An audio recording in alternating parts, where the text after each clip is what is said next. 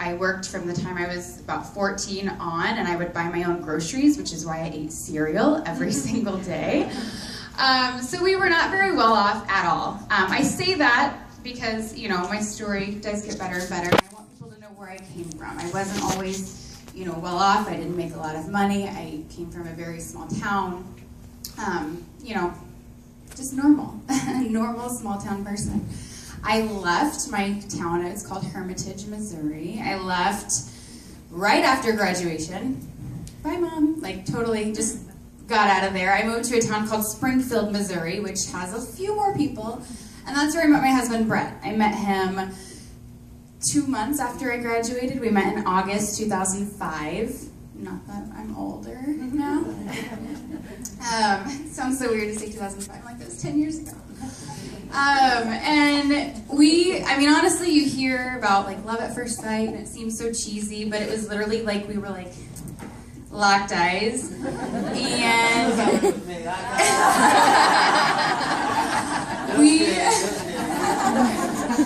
we didn't spend a night apart since then. We really didn't. The night we met, we were together every single night until I can, you know, not remember.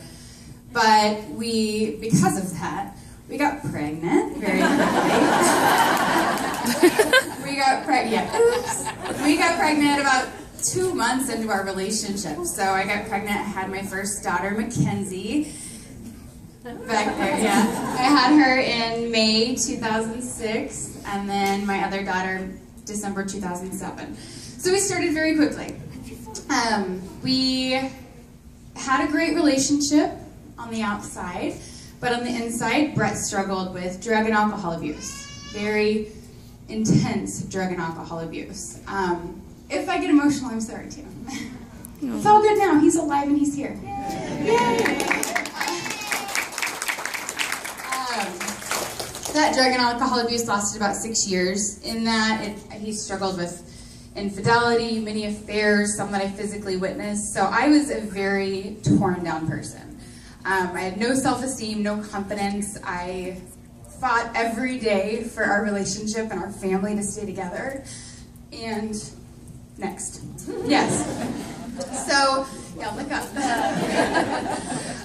Through that 6-year period, I fought every single day for a relationship, but because I had such strong lack of confidence and didn't feel worthy and all these issues that I had with myself, I thought that it was my fault. I developed eating disorders. I developed anorexia. I would pop a handful of Cheerios when I felt a hunger pain. And that was my everyday. That lasted a couple years. I moved on to bulimia. I would binge on 5,000 bad calories and then clean myself out with laxatives, is what I would say. And that lasted about another 4 or 5 years. That was a vicious cycle for about 6 years. And then something happened. It was a God thing. I hit a rock bottom, as well as him, and I filed for divorce and I moved out. I took my girls, we moved in with one of my best friends, and I moved on. I was totally done. I had no interest in fixing our relationship, none whatsoever, totally checked out, and he hit the biggest rock bottom ever. I had left him probably 492 times before this. Like, I'm leaving, I'm done, I'll see you later, and then I'm back the next day, right? That was the vicious cycle that we had. And he hit a rock bottom. He went back to church. He contacted his parents who knew our entire story. They knew everything. And they were, you know, what are you doing? And he was just, I don't know, and started going back to church. He invited me to his baptism. I was like, oh gosh, please. You? Like, yeah. That was my exact reaction. I'm pretty sure I cussed and yelled and was like, you're an idiot. But I went. I took my daughters and I went to his baptism, and it was like the minute he hit the water, God took away everything. Every fear, every memory, every doubt that I had about our relationship, about our marriage was just gone. To this day, I don't even think about it unless I'm sharing my story to coaches and, you know, people who were inspired by our marriage. Just a total God thing. I won't dig in too much to the religion side. But it's been amazing. And so after that, we've got this, you know, renewed marriage. We renewed our vows a couple months later. And to this day, things are still perfect, not, you know.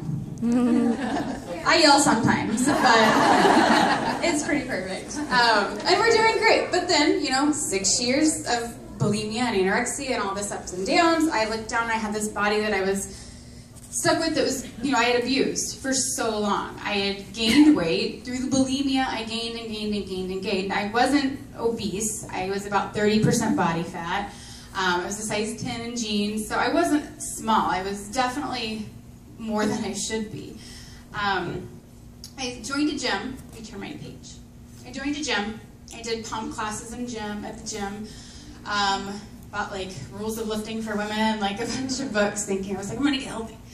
And that's when I was a member on MyFitnessPal. It's a website to kind of track your health and fitness. And I heard people talking about Shakeology, and I was like, okay, magic shake, cool, I'm gonna try this. Had, you know, somebody refer me to a current coach, and I contacted her. She's now my upline, Leslie Cordes, and she started forming me, asking me, you know, what I was into and about my family and friends and things like that. And she saw that I was just getting into health and fitness, and she said, hey, you should think about coaching. And I was like, the perfect potential. I was like, okay, I'll do it. But first I have to beg my husband. And so I asked Brett, I said, I want to do this Beachbody thing, and he was like, absolutely not. Absolutely not. I thought she was going to be a swimsuit model. Yeah. No. But the name alone, I was like, I knew he was going to say that. I knew he was going to say no because of the name. But, so I begged him, told him about what it was. He's been in sales forever, so he knew this whole multi-level marketing thing, and he was like, it's not gonna go anywhere, but whatever. So I signed up on a Friday, payday, and I jumped in. And it was, as soon as Leslie mentioned this opportunity, it was like Chelsea said, I had that gut feeling. I was like, this is what I need to be doing. I need to be helping people that were where I was. They had eating issues, and they didn't know what to do, and they were just lost. And that's why I'm here. It's to help those people. And so,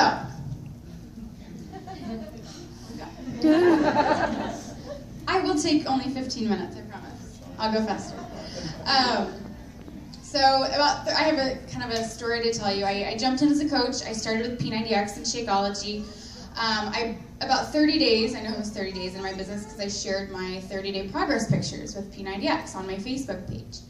I want to share this because it's a big hurdle that I had to get over, and I know a lot of people are scared to share their results or share their journey on Facebook because they don't want to offend people or turn people away. But I posted my 30-day progress pictures on Facebook, and I had the biggest backlash from it. I had women in my church going to our pastor to have him talk to me because my body was supposed to be for my husband only. My pastor talked to me. I had women bashing me publicly on Facebook, calling me out and saying that my body was for my husband. It was a mess. That lasted literally probably a year, right, into my business. Yeah, so I want to share that with you. Half of them are coaches now. That's weird. Like, look at me now. Half of them are coaches, the other half I haven't talked to in, about 4 years, and I'm 100% okay with that. So there's just a little encouragement for you to just let it fuel you. And that's exactly what I did. I think that I look back and I'm like, most people would have just stopped. They would have been embarrassed. They would have been like, oh my gosh, my pastor said I can't do this, so I shouldn't do this. And just had, a lot of negative thoughts about it and just stopped. And I let it fuel my fire. I knew, because I had that deep down gut feeling, that I wanted to do this, and I wasn't going to let anybody stop me. Okay, I rank advanced pretty quickly. 30 days, or I hit the emerald rank. Emerald rank, if you are not an emerald yet, is not, let's be real, okay? Sign up your mom and sign up your husband. Super easy to get to emerald rank. I hit emerald rank in about 4 days. I hit diamond in 63 days, but I was a diamond for 9 months in my business. 9 months, the longest 9 months of my life, okay? I had it was April, I joined in April 2013. So I hit diamond, I was a diamond for 9 months. It was about April 2014 when I decided, you know what, this isn't it. I've seen my upline become successful. I've seen other coaches become successful and build this life of freedom, and I want that, and it's not happening. What am I not doing? And if you are at that point where, you know, you're kind of at this plateau or this stall in your business, there's something that you're not doing that you should be doing to hold you back from being successful. Does that make sense? Did I say that right? Yes. And so for me, I don't even know how to say it. I wasn't sharing the opportunity like I should. I was stuck in this coach mode. I was stuck in managing the 12 coaches that got me to Diamond, and I wasn't onboarding like I should have been. I wasn't bringing new people in. I just kind of changed my entire outlook in the business. I started talking about coaching more publicly, making sure that every single day I was pitching coaching in a nonchalant way. You know, look at the freedom, look at the, kids home and all that stuff.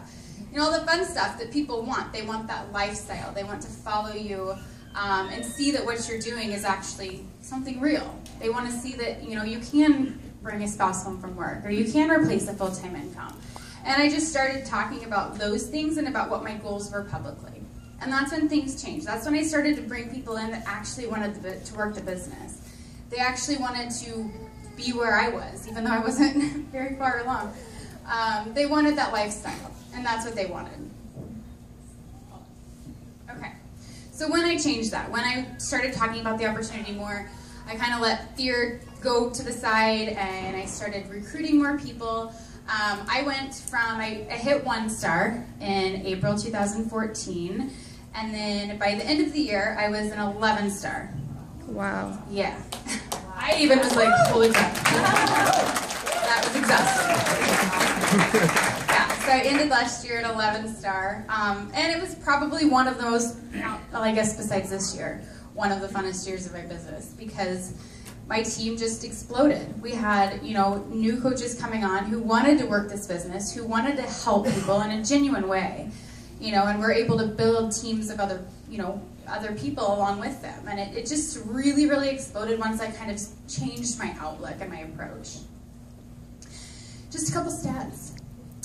In May 2014, no, March 2014, before I hit 1 star, this is when I was a diamond, and I was like, what am I doing wrong? It was not working, but I was like, okay, we're making a decent income, and it was starting to Beachbody does not guarantee any level of success. But yeah, you're welcome. But we're starting to make a decent income, and my husband was like, you know what? Here in like a year or two, you might be making enough to replace my income. And I was like, yeah, no. And so we sat down at a park. We took our kids to the park. It was a cold, rainy day in Kansas City, but we were under the thing at the park, and we brought pen and paper, and we were writing down our goals, and we wrote out all of our bills and what we needed to do this, what we needed to do that, and how much do I really need to make with Beachbody to make this thing happen. And we set a goal to bring him home from work in a year. So it would have been June this year, or I guess March this year. And we retired him 3 months later, in June 2014. Not an entire year, yeah. Just by putting it on paper, and seeing what I needed to do. And I was like, okay, I need to step it up a little bit. I need to bring some more people on and get them to produce and things like that. So, so I went to leadership my very first year as a coach. I was invited. That was when we didn't have to bring our spouse. So my coach Leslie invited me, and I went with her in 2013. It was at Dana Point, and I fell in love with California, believe it or not. Right? I fell in love, and I was like, oh my gosh, Leslie, I want to live here. And she's like, you're in Kansas City. Not gonna happen. I'm like, okay, yeah, I know. So I fell in love, and I talked about it a lot with my husband, and so I talked him into road tripping after Summit last year. We were going to road trip from Kansas City to Vegas and then come and stay a few days in California after that, so we did it. And it was a long road trip from Kansas City. I don't know how you guys are doing it. I'm like, that was tight fit in that car. Yeah, that was a long trip. Our house is with us. Yeah, you've got like a sink. I didn't even have a sink. So we road tripped out here after Summit. We parked. We were like, we're tired. We need something to eat. So we parked and got a little trashy hotel in a little town called Encinitas, California. And fell in love with that city. I told Brett that day, and I posted it on Facebook before he could change my mind, that a year from then, after he told me not to, I was like, I can do that anyway. I posted that within a year I would move us to California, to Encinitas. Cool. And we did it. We moved in August this year, August 15th this year. Yeah.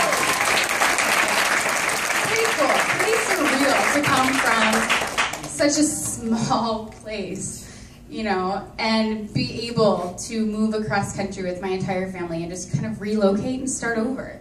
It's really freeing feeling, and thank you, Beachbody, right? So I have 3 tips, and I swear I wrote these before I got here, and you've all heard all of these tips already. So I'm going to say it again, I'm going to put my own little thing on it, okay? But I was like, crap, she's saying what I was going to say. Everybody did it.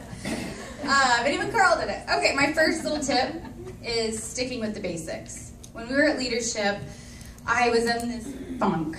I wasn't working out. I would get dressed, take a picture, and go sit on the couch. I know you've been there, don't judge me. Okay? I know. Female behaviors. Yeah. I was inconsistent with my Shakeology. I did personal development when it was convenient or when I felt like I needed it. And I had the opportunity to sit, I more or less tied her down and made her talk to me, Amy Silverman. And I told her, I said, okay, what in the hell are you doing to get 127 plus Success Club points every month? Yeah. And she's like, Raina, I stay in phase 1. And it was as simple as that. Inviting, working out every day, drinking her Shakeology every day, and doing personal development. And that's it. And it was like, you would have thought that I heard like this big long presidential speech, like super inspiring type thing. And it was, you know, because everybody looks up to her. She's Amy Silverman. And just hearing that that was the secret to her success, I was like, I'm not doing any of that. I wasn't doing any of that. And my husband's looking at me now going like this, because he told me every single, you should work out today. I don't have time to work out, I have to work. And I was just letting my business get in front of, you know, my goals and the basics, and I was just missing out on that. So I encourage you guys, if anything, to stick in phase 1, like Carl said. Make sure you're doing your workouts. I'm on day 6 of the 21-day fix. 6 days. Can you tell? Yeah, so, and I've had a shake every day. I've done personal development every day.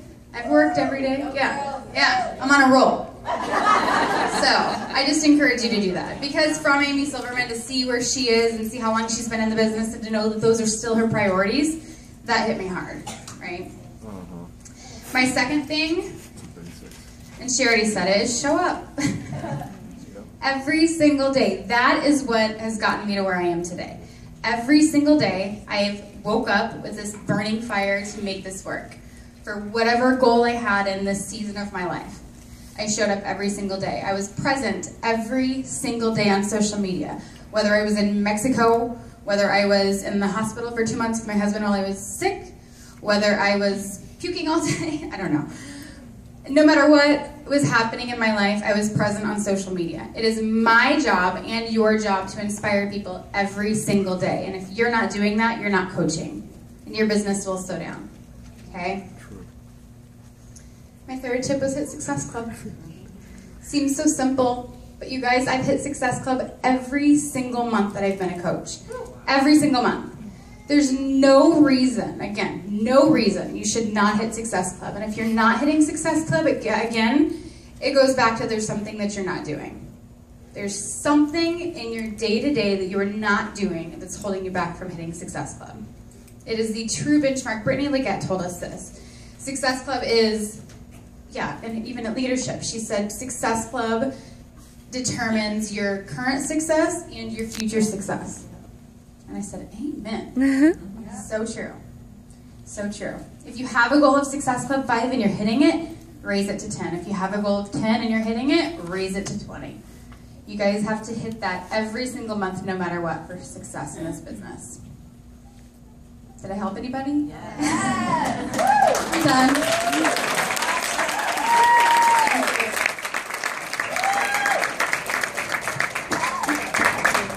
Raina Odell, everybody. Okay, we're gonna